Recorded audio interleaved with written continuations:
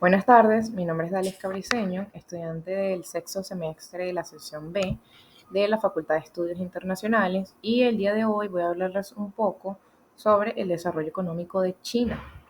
El primer punto del que vamos a estar hablando va a ser la Revolución de China del año 1949. Bueno, la Revolución de China en 1949 también había sido conocida como la Revolución Comunista China, que había sido el resultado de la larga guerra civil que había iniciado en China en el año 1927. En este conflicto se habían enfrentado los nacionalistas de Kuomintang, liderados por el generalísimo Chiang Kai-shek, y los comunistas del PCCH, dirigidos por Mao Zedong. Esta guerra había culminado con la victoria de los comunistas, quienes habían instaurado la República Popular de China. Y para el 1 de octubre de 1949, en Pekín se había proclamado la República Popular China en el territorio de la desaparecida República de China. Posteriormente a esto, pues los nacionalistas se habían establecido en la isla de Taiwán, donde habían continuado con el régimen de la República de China en Taiwán. Esta había sido conocida durante los primeros decenios de la Guerra Fría como la China nacionalista, en la oposición a la China comunista. Además de esto, esta revolución había sido culminada por el impulso al poder del Partido Comunista en China después de que se fundara en 1921. En los medios chinos, este periodo se conoce como la Guerra de la Liberación. Para esto se van a tomar ciertos puntos o ciertas etapas claves que habían sido fundamentales para llevar a cabo ciertas etapas, valga la redundancia, durante la guerra civil. Entre estas vamos a encontrar el fracaso de las negociaciones entre los nacionalistas y comunistas, que esto había surgido para agosto de 1945 a julio del año 1946. Básicamente, esta inicia tras la rendición japonesa en agosto de 1945 con los comunistas y los nacionalistas. Estos se ven apresurados a adueñarse de los territorios hasta entonces ocupados por los ejércitos niponeses. A su vez, las unidades nacionalistas habían contado con la colaboración estadounidense para trasladarse del suroeste del país al noroeste, mientras que los comunistas se habían concentrado principalmente en sus fuerzas en esa misma región. Luego tenemos como segundo punto la victoria comunista decisiva, que esta había iniciado en septiembre de 1948 a enero de 1949. Bueno, básicamente durante este periodo, pues los comunistas habían logrado importantes avances y consolidaron su posición en diversas regiones de China.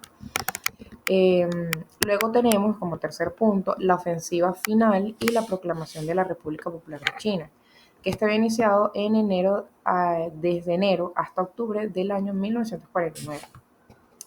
Básicamente se inicia el 1 de octubre de 1949, cuando Mao Zedong había proclamado la República Popular China en Pekín, marcando el establecimiento del nuevo régimen comunista.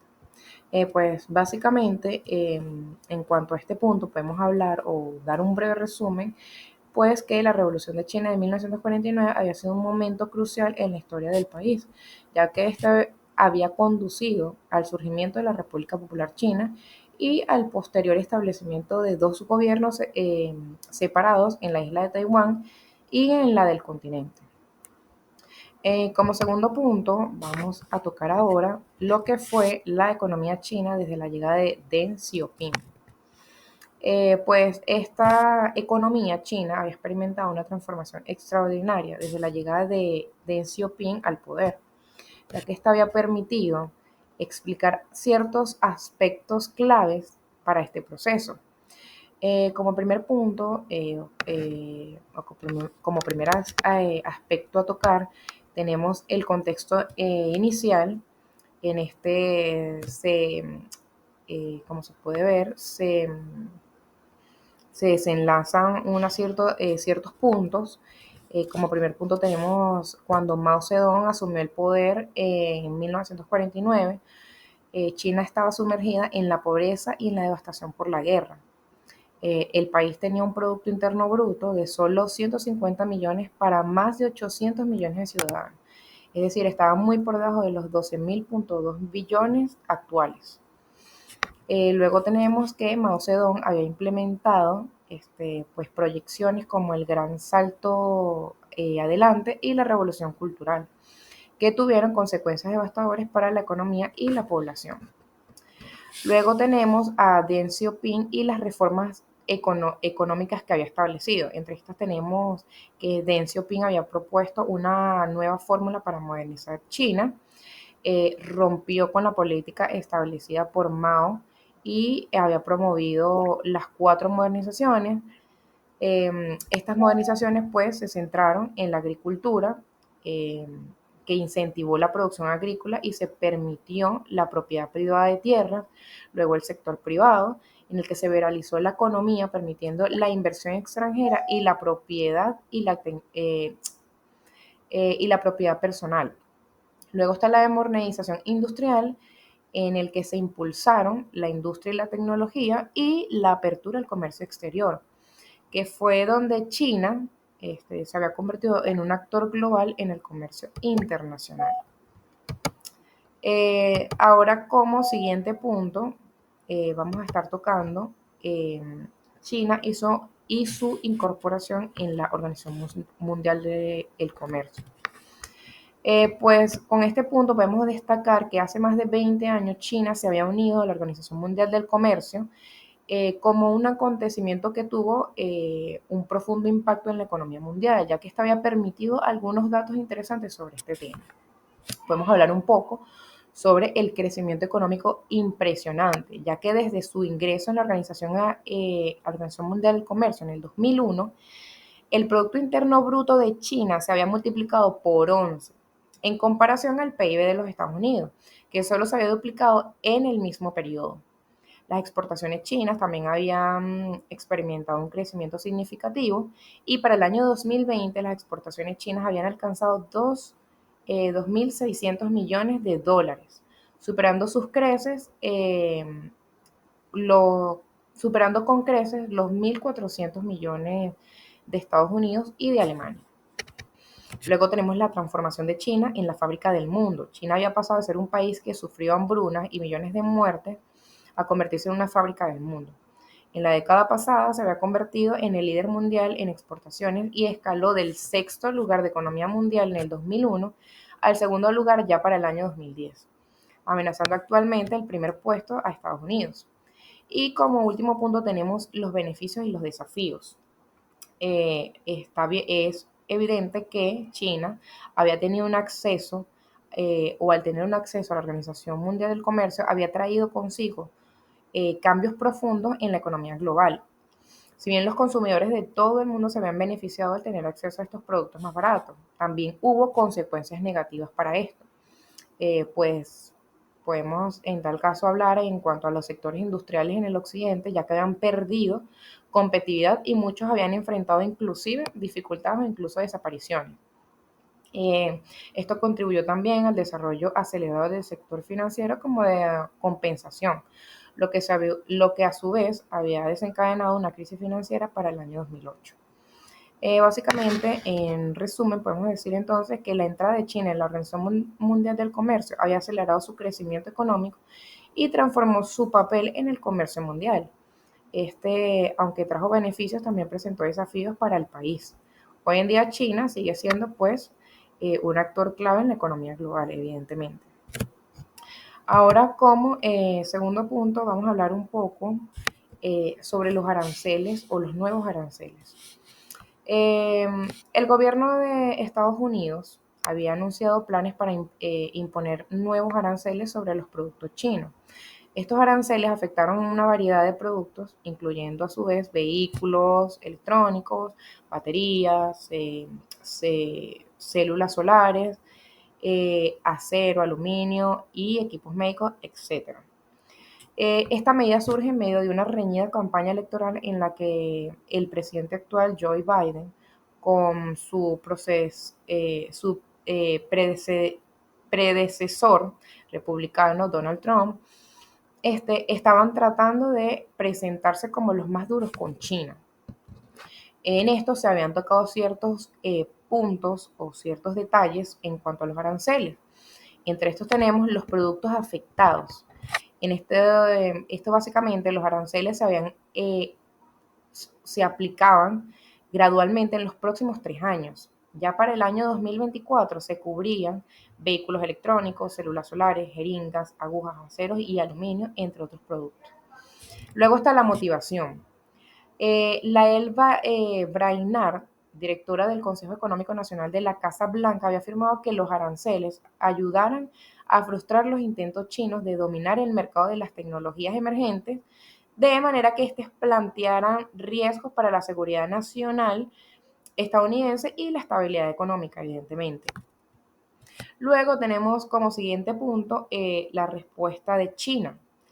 Básicamente, el gobierno chino había reaccionado rápidamente, emitiendo un comunicado en el que se dicen que los aranceles afectarían seriamente la atmósfera de la cooperación bilateral y utilizando el término bullying, pues para descubrir la medida. Básicamente, o en pocas palabras, podemos decir que estos nuevos aranceles habían formado parte de la creciente fricción entre dos economías más grandes del mundo, y que podrían tener implicaciones significativas en el comercio internacional. Ahora bien, el siguiente punto y como último y no menos importante, hablaremos un poco sobre la alianza China y de Rusia en cuanto al conflicto que hubo con la OTAN. En una declaración conjunta, ambos países habían fijado posturas solidarias sobre sus conflictos en política exterior. Le pidieron a la Alianza Occidental que abandonara sus intenciones internacionales. Manifestaron a su vez preocupaciones por el convenio en la defensa de UCUS en el mar Indo-Pacífico y reafirmaron la consideración de China como soberano de Taipei. Entre tanto, también habían cerrado pactos benéficos en materia energética y fortalecieron sus lazos como socios estratégicos. Ahora entrando un poco en contexto de esto, pues el día viernes 4 de febrero del año, obviamente del año pasado, en la previa inauguración de los Juegos Olímpicos de Invierno que se habían desarrollado en Beijing, el presidente chino, Xi Jinping, recibió a su homónimo ruso Vladimir Putin y acordaron estrechar vínculos frente a las amenazas de seguridad, provenientes pues evidentemente de los países occidentales. Luego de esta reunión franca y amigable, según había calificado la Cancillería china, se había llevado a cabo en la residencia de los huéspedes de Diayutai. Ambos países emitieron una declaración conjunta donde se habían dejado claro pues, sus compromisos y la solidaridad mutua en los conflictos que mantienen en política exterior. Ahora bien, en el comunicado se habían proclamado pues una nueva era en las relaciones internacionales entre ambos e hicieron un hincapié en las posturas similares respecto a los problemas como la democracia, el orden, el desarrollo y la seguridad, sin mencionar puntualmente a alguien. Aseveraron que un pequeño número de fuerzas en la comunidad internacional sigue obstinada en promover el unilateralismo y en interferir a los asuntos de otros países. También los acusaron de sofocar los derechos legítimos, intereses y crear fricciones y enfrentamientos. También se puede destacar que en esta declaración ambos habían dejado muy claro su disconformidad con las acciones que tenía la OTAN. Y pues obviamente le pidieron que abandonaran sus deseos de mayor expansión, en claras referencias en cuanto a las tensiones que tenían con Ucrania. Las condiciones principales de Rusia había expresado que los aliados en semanas anteriores habían desistido a que incluyeran a Kiev en el bloque, una petición desestimada por los Estados Unidos. También habían tocado puntos o también se había mencionado que China y los rusos habían solicitado que la OTAN abandonara mentalidades propias de la Guerra Fría y que respete los intereses de la soberanía de otros países. Además, afirmaron que el compromiso bilateral es necesario por los profundos y complejos cambios que se están experimentando en el panorama internacional.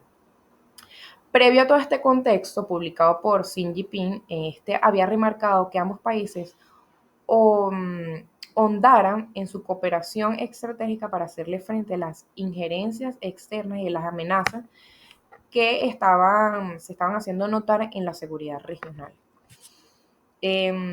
como lo son, por ejemplo, la presencia de la OTAN y los aliados en torno a las crisis con Ucrania y a las tensiones que rodean Taiwán y de quien China reclama soberanía.